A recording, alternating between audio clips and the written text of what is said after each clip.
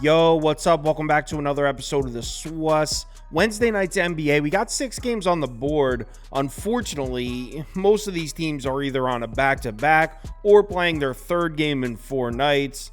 I hate the NBA scheduling right now, man. So there's 6 games, not a ton of value out there. As far as Tuesday night, we had a winning night. It would have been a great night if Max Strus didn't hit that 65-foot game winner at the buzzer. That killed me because I had Mavericks money line on the ticket, but we did cover the +4.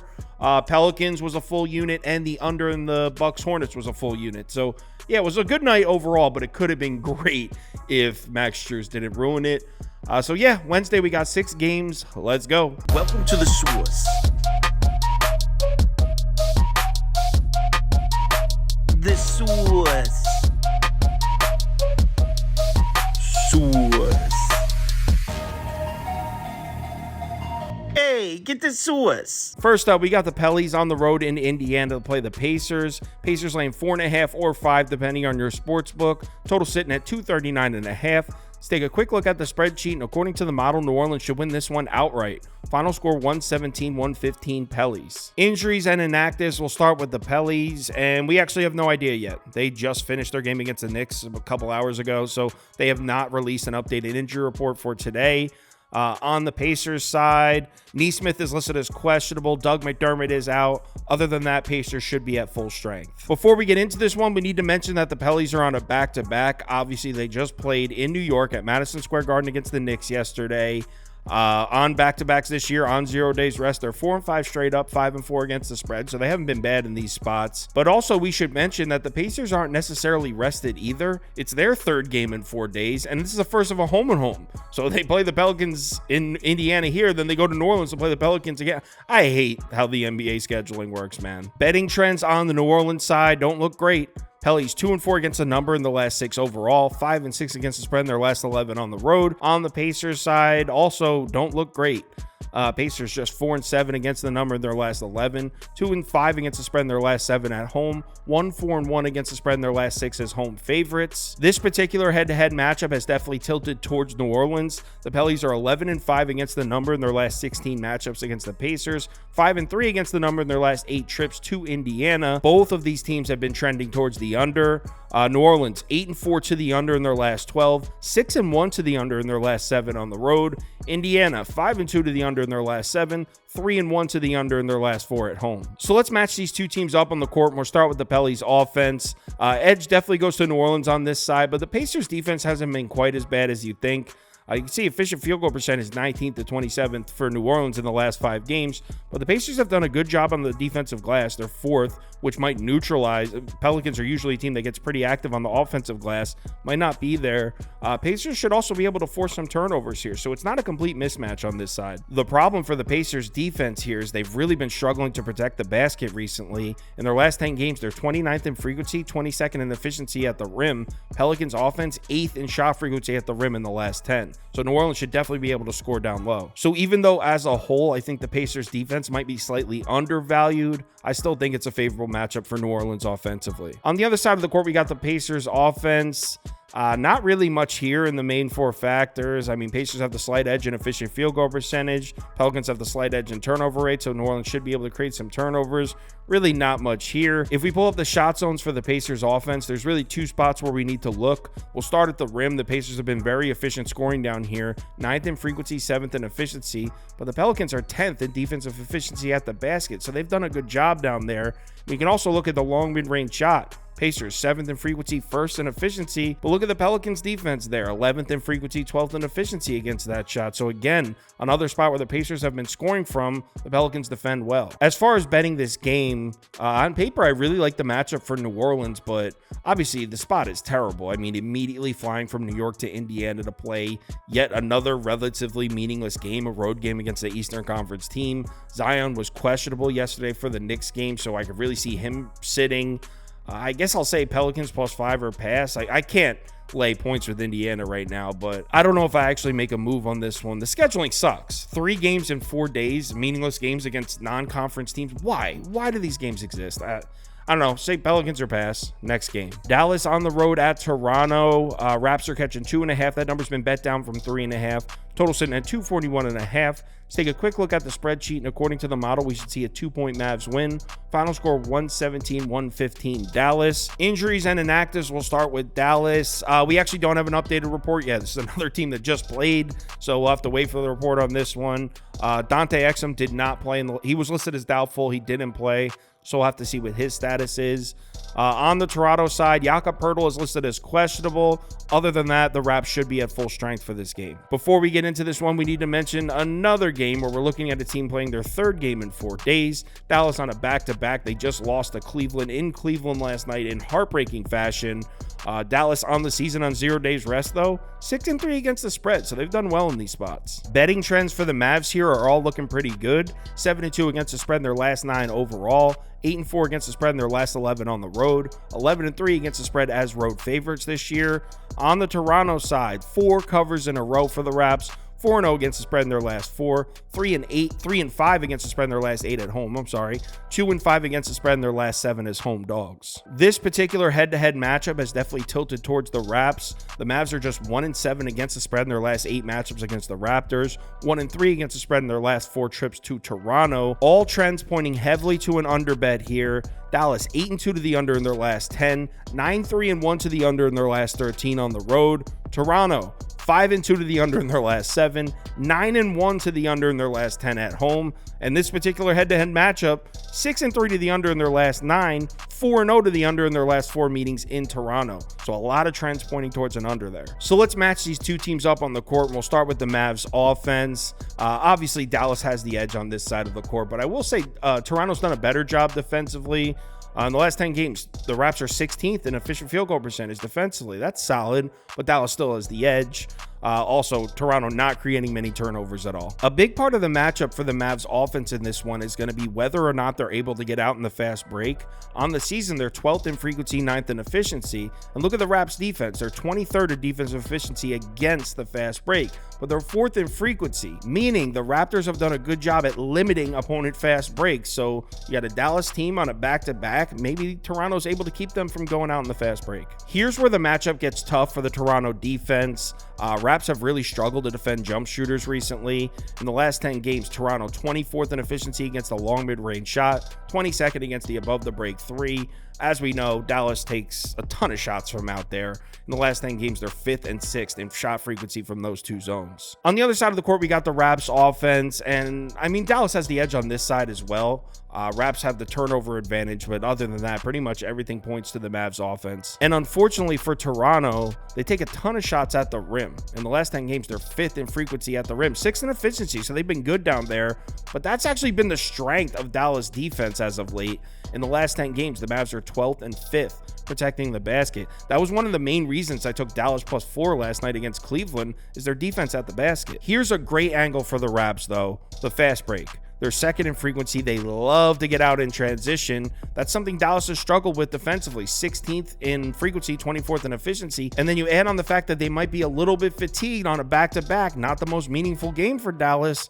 I doubt they want to go up to Canada right now and sprint up and down a court with this Raptors team. So I actually like that angle for the Raps a lot, which is why I'm on the Raps here. I'm on Toronto. I mean, I really don't love the idea of just getting 2.5 points against a much better basketball team, but this spot is truly garbage for the Mavs. It's not a very meaningful game at all. I can see them sitting some guys, honestly. So I'll take Toronto +2.5. I'm not overly in love with it, but it's definitely the side I want to be on next game. Grizzlies on the road in Minnesota to play the T-Wolves. Minnesota laying 12.5 points at home, total sitting at 215.5. Let's take a quick look at the spreadsheet, and the model actually has this one spot on with the sports books. Final score 115-101 Minnesota. Line is Minnesota -12.5, totals at 215.5. So we're spot on here. Injuries and inactives, and we'll start with Memphis. John Konchar's on the report. He's listed as doubtful. Luke Kennard has been listed out for this game. Other than that, all the other main pieces for the Grizzlies that are active should be good to go. On the Minnesota side, we don't know yet. T-Wolves just played, so they have not released an updated injury report yet. Before we get into this one, we need to mention that we got another team on a back-to-back here. Minnesota just played the Spurs last night on the season on 0 days rest. Minnesota actually has some good-looking numbers, though. 5-2 straight up, 4-3 against the number. Betting trends on the Memphis side. Grizzlies 4-1 against the spread in their last 5, 4-2 against the spread in their last 6 on the road.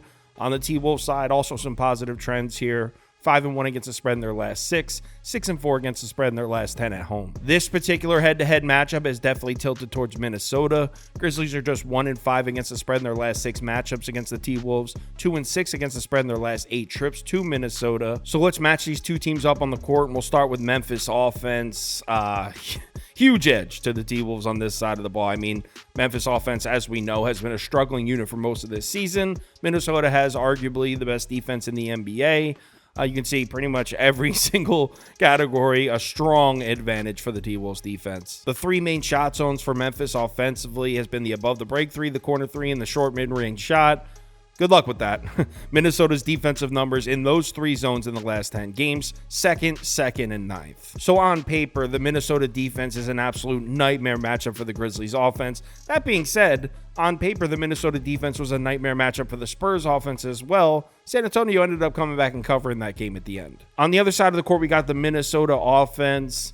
Grizzlies can probably create some turnovers on this side, 2nd to 14th in that department, but in offensive rebounding, it tilts back towards Minnesota, 13th to 27th, so kind of a wash here. Couldn't really find much as far as the matchup on this side. I mean, I guess we can point to the numbers at the rim. Minnesota 11th in frequency, 11th in efficiency. That has been a major weakness for the Grizzlies defense, 26th and 24th in the last 10. So Minnesota can probably score down low on them. But I don't know. I mean, I'm not trying to lay 12.5 points with a team that just played last night. Gobert was listed as questionable last night. He ended up playing, and he played 39 minutes. So wouldn't be surprised if he ends up sitting here. I'll say Memphis plus 12.5 or pass. You know what? I'll probably will end up betting Memphis, but I haven't bet it yet. So Memphis plus 12.5 or pass next game. Cleveland on the road in Chicago. Bulls catching 4 points at home. The total sitting at 219.5. Let's take a quick look at the spreadsheet. And according to the model, we got this one deadlocked. Final score 112, even on both sides. Injuries and inactives for this one. There's no need for me to even pull up graphics because neither team has released an injury report. Both of these teams just played. Before we get into this one, we need to mention that not one, both of these teams are on back-to-backs. This is so dumb. Cleveland on 0 days rest this year, 3-5-1 against the spread. Chicago on 0 days rest this year, 4-5 straight up and 4-5 against the spread. Betting trends on the Cleveland side, that's 6 in a row now. The Cavs have failed to cover the number in 6 straight, 0-6 against the spread in their last 6. They are 7-1 against the spread as road favorites this year. On the Chicago side, the Bulls are 5-3 against the spread in their last 8 overall, but just 1-5 against the spread in their last 6 at home. The Bulls have been much better on the road. On the season, the Bulls are 6-4-1 against the spread as home dogs. In this particular matchup, Cleveland 4-1 against the number in their last 5 matchups against the Bulls, but just 2-4 against the spread in their last 6 trips to Chicago. So let's match these two teams up on the court. We'll start with the matchup for the Cavs offense. Got to give the edge to Cleveland here, but the Bulls do have the rebounding advantage. Efficient field goal percentage in the last 10, 5th to 22nd. Rebounding goes to Chicago. Free throw rate, Cavs should get some opportunities from the free throw line. Now, when we pull up the shot zones on this side, as we know, the Bulls have been really struggling to defend the 3 ball against the above the break in corner 3 in the last 10 games. Bulls are 24th and 29th. And if I was recording this 2 weeks ago, I'd say that's a huge mismatch for the Cavs offense. But as I was talking about in yesterday's video, Cleveland hasn't been shooting the 3 ball as much. You can see above the break frequency in the last 10, 10th, down to 16th in the last 5 games. Corner 3 frequency down from 4th to 11th in the last 5. A big factor in this matchup is whether or not the Cavs are going to be able to get out in transition. They're second in fast break efficiency on the year. So when they've gotten out in transition, they've been very good. But the Bulls are 3rd in frequency, so they've been good about limiting fast breaks. 26 in efficiency, though. If Cleveland is able to push the pace and get out in the fast break, they should be able to take advantage of that. So overall, I don't like this matchup for the Bulls defense, but it's not a complete mismatch. I mean, there are some angles I like. On the other side of the ball, we got the Chicago offense. Turnover edge goes to the Bulls, but the other 3 major categories go to Cleveland as far as the numbers in the last 10. Shot zones for Chicago, there's not really much here. Obviously, they should struggle to score on the interior against Cleveland defense that's excellent at protecting the rim, but the long mid-range shot may be there. As we know, the Bulls love taking that shot. It's kind of been the lone weakness for Cleveland defensively. In the last 5 games, they're 24th in frequency, 28th in efficiency against that shot. So they've really struggled against that mid-range shot. As far as betting this game, I mean, I guess I'll take the Bulls here. This slate is so bad. This is such a bad slate of NBA games. Scheduling is terrible. But I think it's in our best interest to just keep fading Cleveland. So I don't even love the matchup for the Bulls, but I'll probably take Chicago +4. I hate tonight's games, man. Next, Sacramento on the road in Denver. Nuggets laying 7.5 points at home. Total sitting at 229.5. Let's take a quick look at the spreadsheet, and according to the model, we should see a 5-point Denver win. Final score 117-112 Nuggets. Injuries and inactives, we'll start with the Kings. Vezenkov is still out for Sacramento. De'Aaron Fox is actually on the report, but he's listed as probable, so I assume he's going to be good to go. On the Denver side, nobody on the injury report as of right now for the Nuggets. Don't even need to get into the numbers on this one. You know I always take the Kings when they're getting a big number on the road. It's been very profitable, not just this year, last year as well. Kings getting 7.5. I know a lot of people are going to go over to Denver. They're starting to look like the champs again, but I love taking big numbers with the Kings. So give me Sacramento +7.5. Next game. Lakers on the road at Well, they're not technically on the road. It's Lakers-Clippers here, but it's technically a home game for the Clips. Clippers now laying 3.5. That number's down from 5. It was just at 5 a couple hours ago. Total sitting at 236.5. Take a quick look at the spreadsheet, and according to the model, we got it deadlocked. Final score 117-117. Injuries and inactives, we'll start with the Lakers. LeBron James is listed as questionable, but he's been listed as questionable almost every single game this season. Anthony Davis is probable. Cam Reddish is probable, so looks like Cam Reddish is going to play. Vanderbilt still out. Gabe Vincent still out. Christian Wood still out for the Lakers. On the Clippers side, Paul George has been ruled out for this game, so PG is not going to play in this one. Nobody else on the report, though, so other than Paul George, Clippers should be at full strength. Betting trends on the Lakers side, just 3-5 against the spread in their last 8. 4-8 against the spread in their last 12 on the road. Well, we know it's not a typical road game, though. On the season, they're 10-10 against the spread as road dogs. On the Clippers side, not looking good here. Clips are just 1-6 against the number in their last 7 overall. 0-4 against the spread in their last 4 at home. On the season, they're 14-13 against the spread as home favorites. Before we get into this one, we got to point out that if we just isolate the last 10 games, the Lakers have been straight up the better team here. The Lakers are 7-3 in the last 10, 4-2 in their last 6 on the road. Again, not a typical road game, but still, they've been playing good in these road games. Clippers 6-4 in their last 10. Look at the strength of schedule. Lakers have actually played the stronger schedule. I mean, not by much. It's 19th to 21st. But still, the Lakers have produced better against a slightly stronger schedule. Look at the efficiency numbers in the last 10 games. The Lakers have been better both offensively and defensively than the Clippers. Now, it's only a 10-game sample size, but still, we are catching points here with a team that's not even technically on the road that's been playing better basketball. So right off the bat, before we look at anything, we got to be leaning towards the Lakers here. And when we pull up shot zones for the Lakers offense, as we know, Lakers don't take a ton of outside shots. So we'll look at everything inside the three-point line. Clippers do not have the most impressive looking defensive numbers here. In the last 10 games, Clippers defensively, 15th at the rim, 20th against the short mid-range shot, 30th against the long mid-range shot. So this isn't looking like a bad matchup for the Lakers offense at all. But the biggest mismatch comes when we look at the numbers in transition. As we know, the Lakers love to push the pace. They run a ton of fast breaks. On the season, they're 5th in fast break frequency, 6th in efficiency.